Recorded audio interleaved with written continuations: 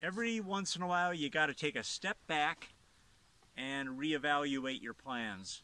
So we have done that. Overnight was really thinking the only way to get this hoop house to look good and be stable is to reevaluate the design. So originally I had a hexagonal design, a half a hexagon, and there were just too many moving parts, too many couplings that had to be exactly straight for this not to look wonky. So we have gone away from that design and gone more back to a traditional hoop house, and instead of using 3/4 inch Schedule 40 water PVC, the white stuff, we've gone to Schedule 40 PVC conduit made for electrical, and it's UV resistant, sunlight resistant. So that'll add to the longevity, and there's going to be a lot less moving parts. So here we go.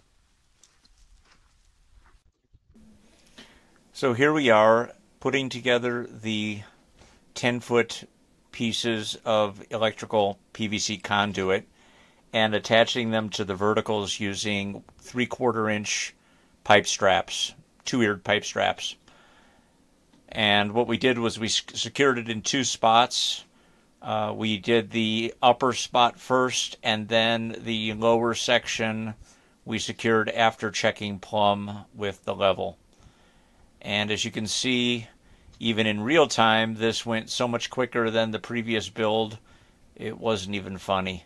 So we knew we were on the right track. So once we had those secured, we decided that we wanted to continue with the purlins. So that's where we're going to leave it for today.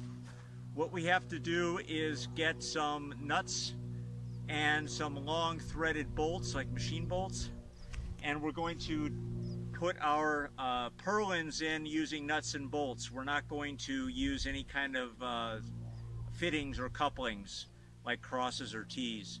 So we're basically going to take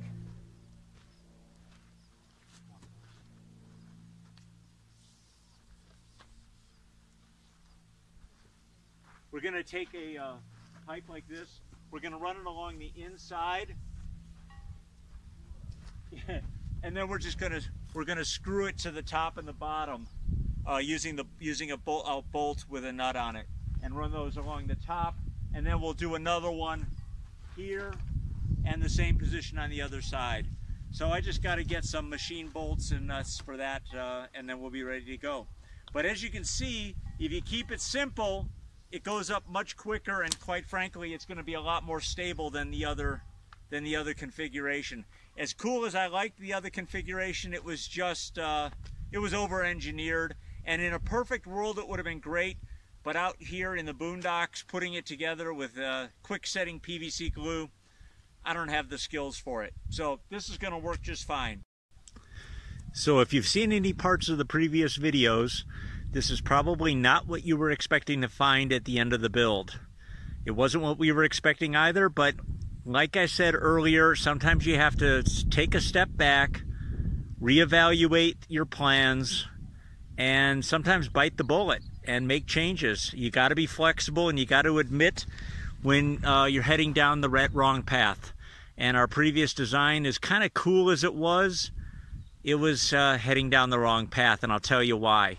Because every place where there was a coupling, whether it be what was previously on this juncture, for example, a T, or a cross here, or a 45-degree angle, elbow, those all had to be glued in perfectly parallel or perfectly perpendicular to the pipe in order for the structure not to look totally wonky.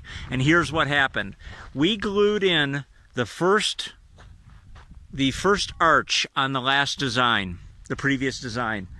And then I stood to the side and I looked at it, and I swear it looked like a dog leg. It was zigzag, all crazy, and we had really thought we had it done right. So after soul searching last night, we decided let's take it apart, not try to reinvent the wheel, and start from scratch. So I headed over to the hardware store this morning to get more PVC And what I ran across was I decided to check out the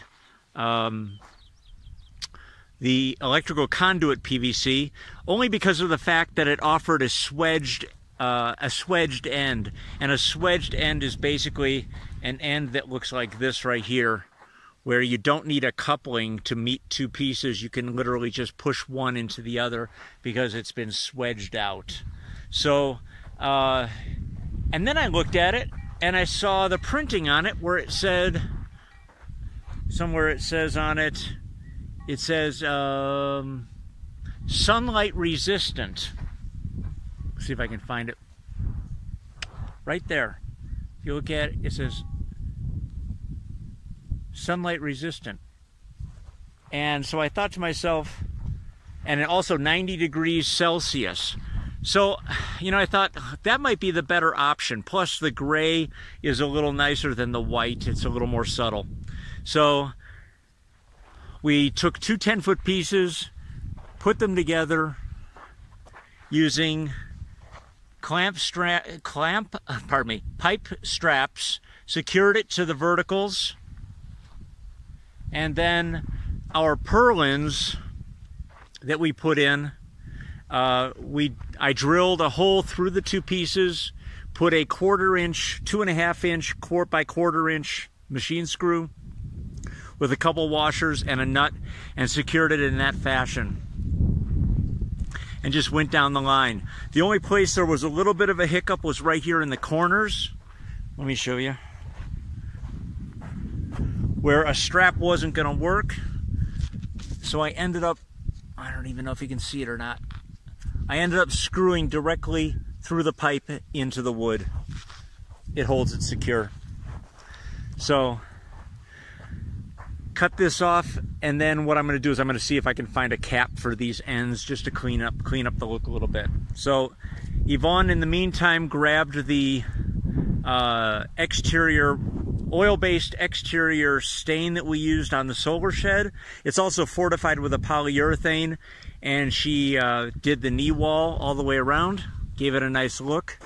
And so the next step tomorrow is going to be to frame in on this front end for a screen door. And the plan is to put 2 more 4x4 posts the same height as the knee wall, one here, and then attached to that I will put a 2x4 frame or a door jamb, if you will, and then those 4x4 posts will be set in a, well, not really concrete, but I'm going to take cement, mix it in with the dirt, fill the holes with it, and put some water on it. So I guess it's making a concrete, if you will, just to be a little more stable, so that the constant open and closing of the screen door isn't going to cause the post to loosen up. So once that's in place, then it'll be to determine what kind of netting we're going to use. Right now we have deer netting that sufficient amount to cover the entire structure. I'm still thinking that we ought to go back along the knee walls all the way around and use a hardware cloth or a chicken wire, but we'll see what happens. Anyways, that is about it for right now. This is the way the structure ended up, and the lesson learned was don't be afraid to change your mind and be flexible, because we put this structure up, these hoops, we got that done in about 2 hours. Had we tried to glue together the other structure the way it was illustrated in the previous video, it would have taken us 2 hours to glue it, and it would have looked horrible. I just know it would have looked horrible. So I'm happy with the results, and more importantly, Yvonne's happy with the results.